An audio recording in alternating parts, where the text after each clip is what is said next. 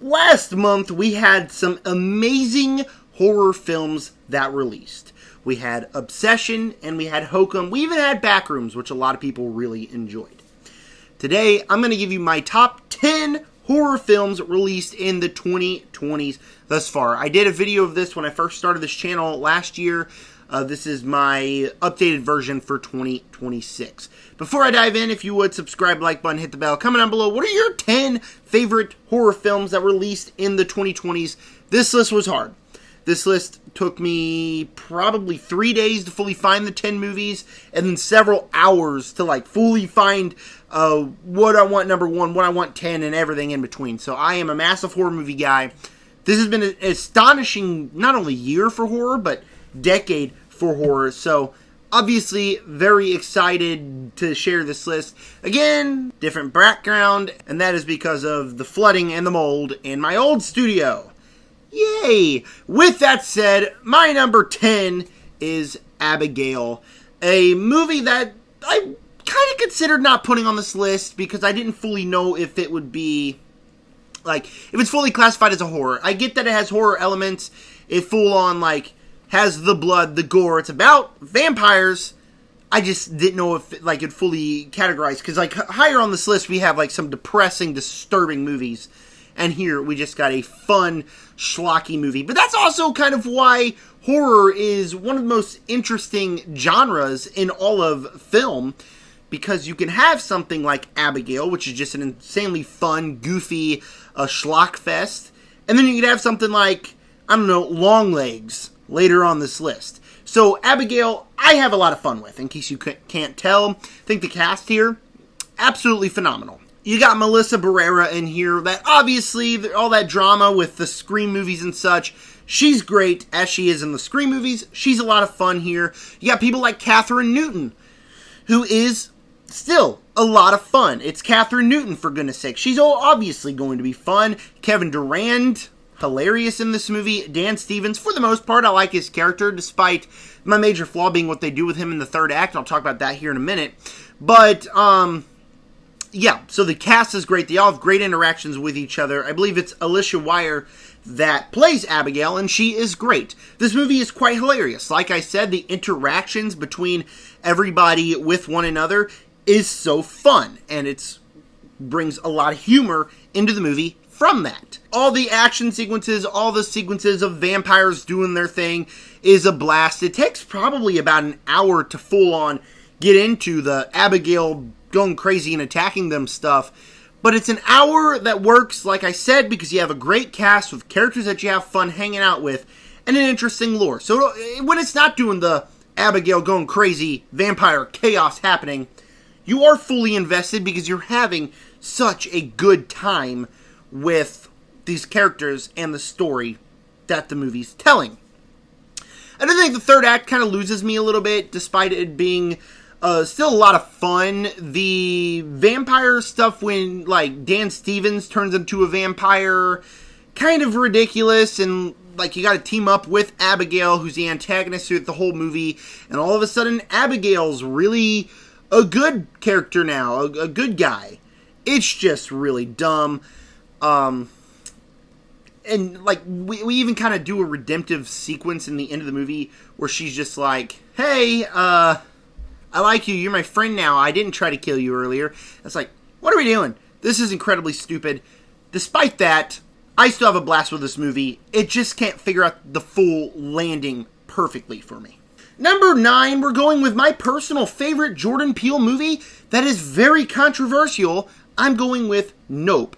This movie rocks, and I have seen it 4 or 5 times, and my thought every time I watch this movie is, I can get some of the flaws that people have with it. I disagree. I think this movie rocks. I think it's awesome. It not only has these terrifying sequences, I know quite funny that Abigail is number 10, and then we get Nope, which has some truly terrifying sequences, but also has some beautiful looking sequences. The movie just looks outstanding from the start, right? I mean, Every sequence, every establishing shot is beautiful. Even when you're not doing like the big alien ship and stuff, still looks really good. And then when you get the big alien ship and the CGI, there's several sequences that just stick in your head. One in particular, the main sequence that sticks in my head is the sequence of the alien eating the people. That is a sequence that, like right now, just saying that, I got goosebumps. It's insane. Like, it's a sequence that I cannot believe that they pulled off. And it is insane. Or the sequence of the blood spewing all over the house. It just looks great. Obviously, you got good cast. David Kaluuya's great as always. Keke Palmer, a big standout. And a lot of people have the issues with, like, the symbolism of Hollywood and, like, all the violence and stuff. The stuff that this movie symbolizes. And I get that that's not necessarily like the most interesting thing of this movie. I still liked it. I liked everything with the monkey. Yeah, I think it symbolizes what Jordan Peele's trying to symbolize very well, and makes a lot of sense for me. So, despite a few pacing issues, maybe it doesn't run so smoothly, by the time we get to that third act, it's insane, and it just has a fantastic ending. So, Nope is a movie that I cannot believe there are haters out there. At the very least, be a little bit disappointed by it. I can understand that. No haters. This movie rocks. My number 8, we're going with Longlegs. This is a touchy subject for a lot of people, because Longlegs is a movie that a lot of people had a lot of anticipation going into, and it kind of started this phase of every new horror movie is the scariest thing ever. And while I highly disagree with that, I also highly disagree with the notion that this movie is just not scary. Because this movie scares me. Now, I get it that horror is subjective, right? Just because a movie doesn't have jump scares, just because a movie more focuses on the psychological horror, does not mean it's not scary. And I fully get if people are not scared of this movie. I can fully understand that and accept it. I am. I'm terrified of this movie. It takes a lot for me to turn it back on my TV. Because just the direction of this movie by Osgood Perkins is perfect. Whether it's the vibe, the score, the performance by Nicolas Cage, who gives a creepy yet somewhat amusing performance as Longlegs. I think he's great. That's not what scares me. The stuff that scares me is the use of shadows, the framing of the shots where you put the characters center stage, and they're just in the middle of the screen, and you have all this empty space behind. And whether it's a shadow that is very clearly taking the shape of something, or something that you're just so paranoid you think you see something in the background when nothing really happened, it's terrifying. When I watched this movie in theaters, I did not notice how many devil silhouettes were in the background of the movie. And as a Christian, as a firm believer in Christ, that scares me. The images in the back scare me. And it's not jamming it down your throat. Like, it's not, oh, look, it's a devil shape. No. It's like, it's just there. You feel an evil presence with this movie. And that's the main part of what works for this movie. That's the main part of the horror of this movie. Is that it is genuinely terrifying because it focuses on things that are very real, and it utilizes it well. You can complain about the third act all you want. I still think it's a solid enough twist, but I love this movie. It's terrifying, and it is very well possibly the scariest movie on this list. Number 7, I'm just going to be honest, our first of 2 Zach Cregger movies. This is Weapons. Now, the first time I watched this movie, the first 45 minutes of it highly disappointed me. I thought it was so disjointed, didn't quite make sense, didn't fully know where it was going. Not the case anymore when I rewatch it, because now I know where it's going. But by the time that we hit a certain point in the movie and all of these individual arcs start to come to a head, makes this movie one of the most interesting, exciting, and I will say fun, because you got performances like Austin Abrams in there, but also terrifying movies that I've ever seen. The twist is simple. It's not like this big, ginormous twist. It's like, it's a witch, right? That's the twist of the movie. And this movie plays it out so perfectly well. Whether it's Amy Madigan's performance that won her an Oscar, well-deserved, whether it's that performance where she's just so unbelievably creepy the moment she goes on screen, or it's what she's doing to the kid, or what's actually going on here. It's so simple, yet so horrifying, and that's what makes this movie work. I also have grown to love the way that Zach Cregger decided to frame this movie, different chapters with different characters, because every time you get to the end, it just makes for a much more satisfying conclusion than you fully expected. So it's incredibly satisfying. The performances are all great. It's shot very well. Weapons is the most hyped movie of last year, the most hyped horror movie of last year, and it's still one that still slaps. But on those same lines, number 6, we're going with Zach Cregger's first movie, Barbarian. Another movie that's kind of a roller coaster ride that you don't fully expect. He's 2 for 2, in my opinion. I didn't know what this movie's about. I knew that they go to an Airbnb, the Airbnb is insanely creepy. That's the movie. And what this movie actually is again, so simple. It is a creature, like just some giant deformed human. But it's so creepy. Whether it's the jump scares, and there are a lot of them, but all of them build up perfectly and are insanely effective by the time you actually get the scare, or whether it is the performances, or you don't know if you can fully trust these characters, or the way the movie's framed, where it very much is a roller coaster ride. You don't know what's going to happen. You get to the certain moment, and it's just kind of up and down thrill ride. Again, this is one of those movies I have on this list that a lot of people complain about the third act. I thought the third act, very creepy. It did keep going, but it still constantly had me on the edge of my seat. So Barbarian, a movie that I haven't watched as many times as I have Weapons, but it's Zach Cregger's first movie. Still his best movie, in my opinion. This movie rocks. Kicking off our top 5, the movie why I wanted to do this list in the first place, and then time got caught up with me and I didn't get to until today, Obsession. This is this year's Weapons, right? This is the film this year that most people are hyping up, at least in the horror sphere, or even outside of the horror sphere, because this movie's made bank, right? This movie's made a lot of money. This is the film with the best script out of any of these films, right?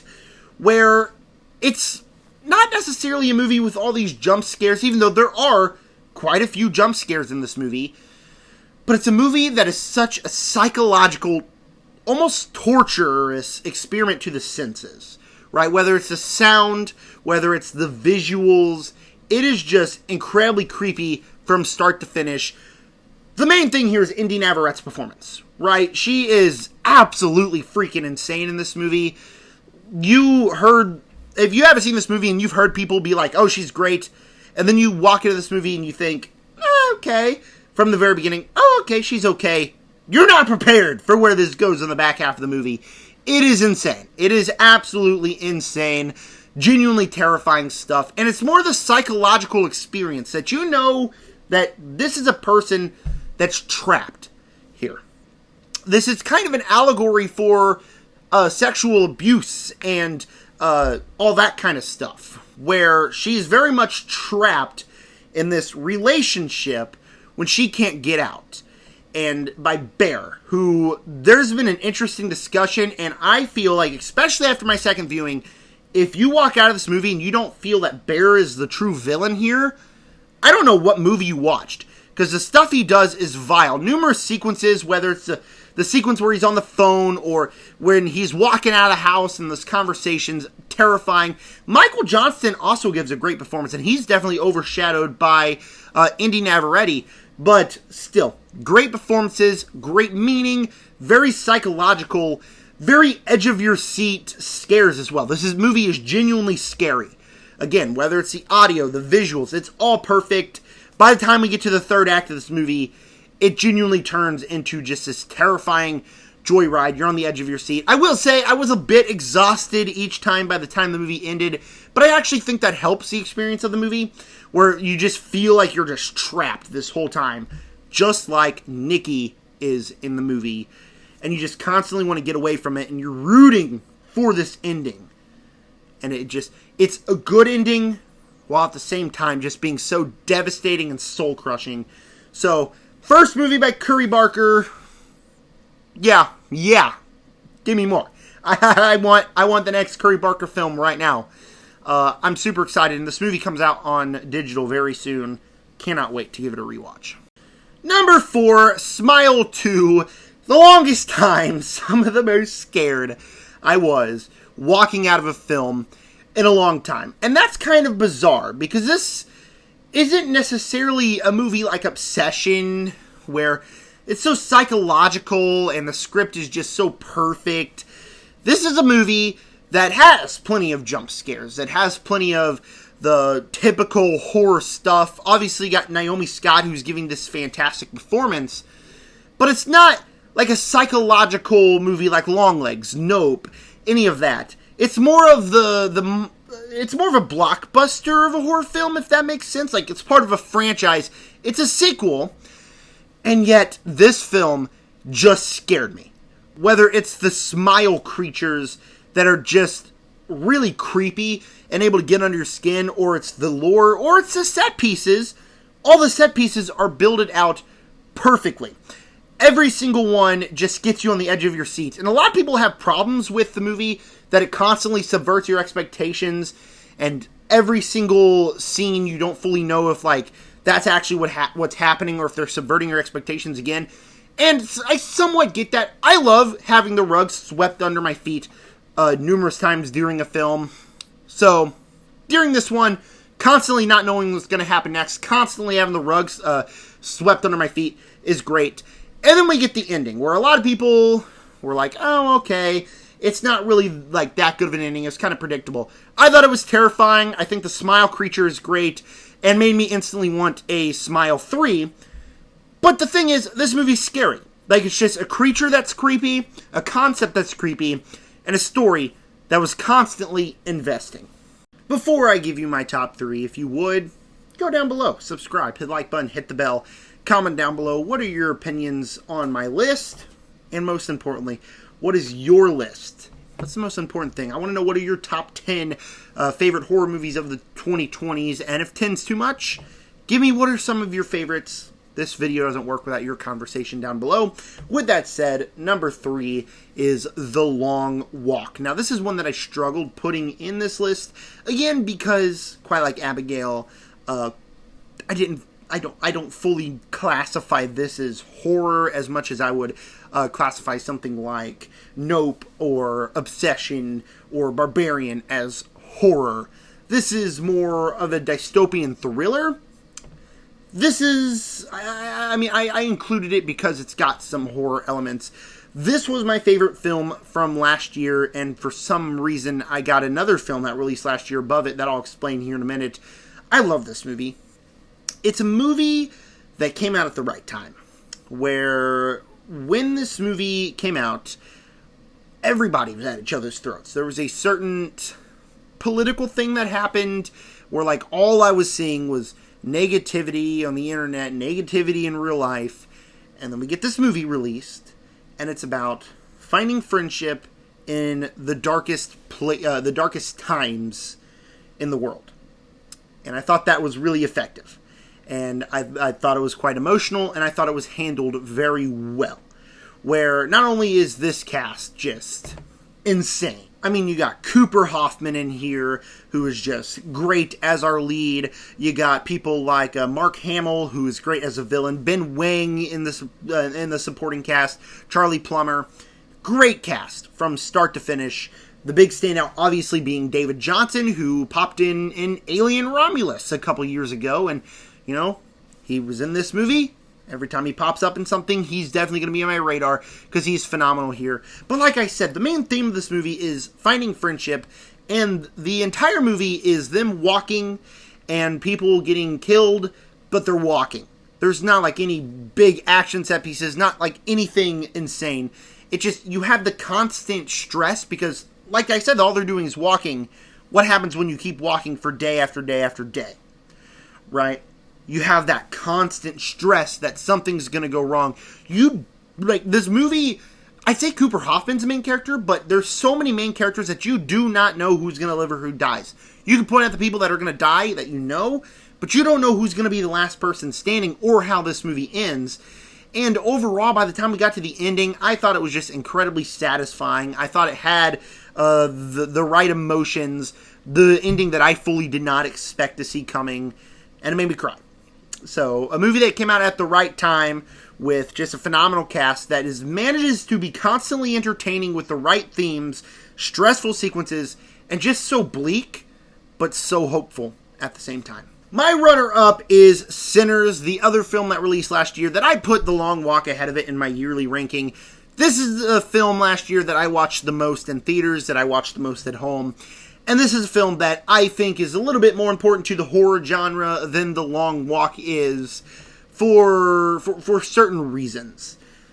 And those reasons being that it was the most nominated film of the Oscar, it won several Oscars, its lead actor won Best Actor. So, a lot of individual things here. This was a movie I was highly disappointed by when I saw it the first time. And the reason for me being disappointed was it was not what I expected. It was a lot more cheesy and goofy than I expected. Then I saw it again in theaters.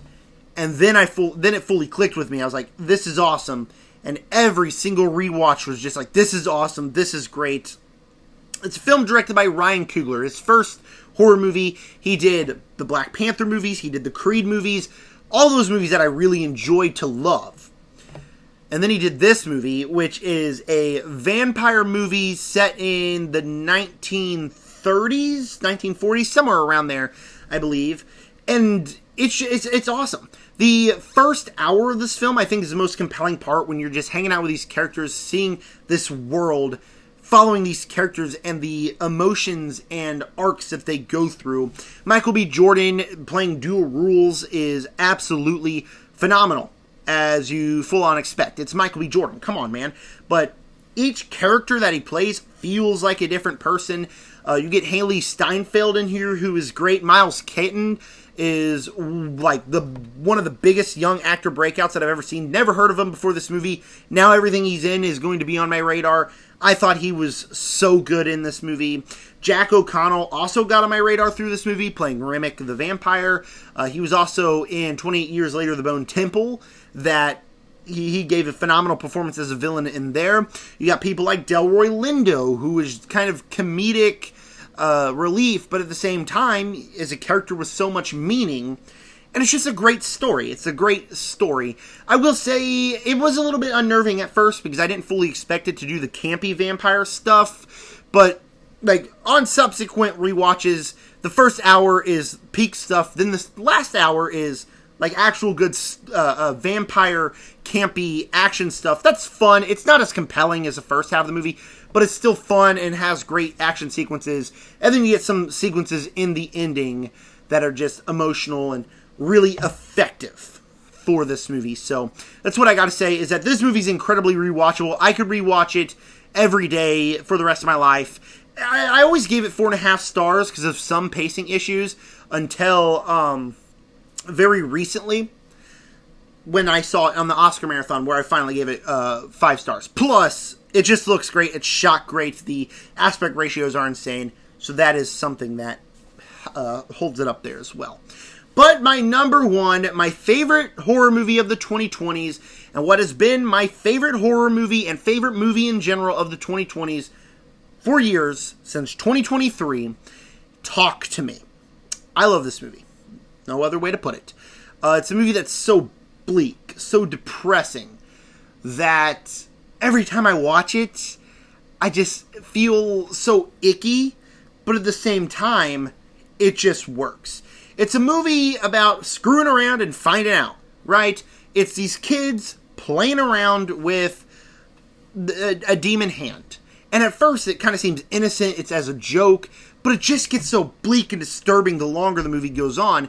And you're following this character, played by Sophie Wilde, who, throughout this entire movie, she just wants to kind of do the right thing, help this kid, but by doing that, she's just driven further and further into madness. Such a good, complex performance. But besides all of that, besides all of the actual horror stuff, the actual, like, creepy imagery, the score perfect, the actually terrifying stuff. By the time we get to this ending, it is cemented as one of my favorite horror films of all time, because this ending is so bleak but so smart and further emphasizes why the script is so good, right? Where the movie, the longer it goes on, feels so bleak, and you get to that ending and you don't want it to happen, but either way, someone's going to be freed, someone's going to not.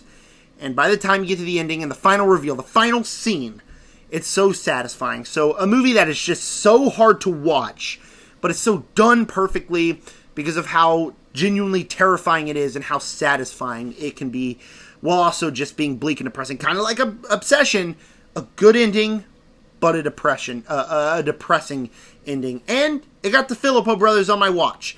Bring Her Back was great. I still gave it 5 stars. That movie I would probably never revisit. This one I revisit every October, and every October I'm freaked out.